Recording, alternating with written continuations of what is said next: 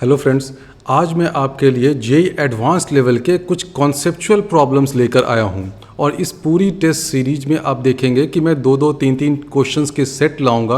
इन problems को अगर आप खुद से with correct reasoning with correct analysis अगर खुद से सॉल्व करते हैं तो इन प्रॉब्लम्स से रिलेटेड फिजिक्स के जितने भी कॉन्सेप्ट्स हैं आपके बिल्कुल क्लियर हो जाएंगे। तो इस सीरीज में पहला 2 क्वेश्चन मैंने स्प्रिंग मास सिस्टम से रिलेटेड टॉपिक पर लिया है। फर्स्ट क्वेश्चन में है 2 bodies of equal mass m are kept on a smooth horizontal surface and connected by a spring constant K.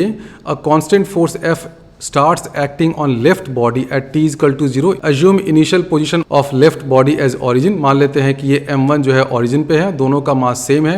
फिर आपसे पूछा है कि find position of left body as function of time. फिर पूछा है कि find total kinetic energy of the system, potential energy of the spring as function of time. Initially both the bodies are at rest and the spring is unstressed. दूसरा question भी इससे related मिलता जुलता है।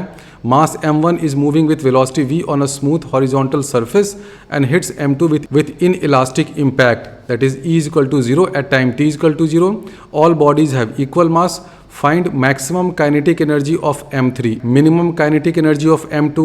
When does m1 leave m2? ये बहुत ही conceptual question है। देखिए यहाँ पर परफेक्टली इनइलास्टिक इम्पैक्ट हो रहा है, फिर भी ये जो m1 है वो m2 को छोड़ देता है, इसका साथ छोड़ता है।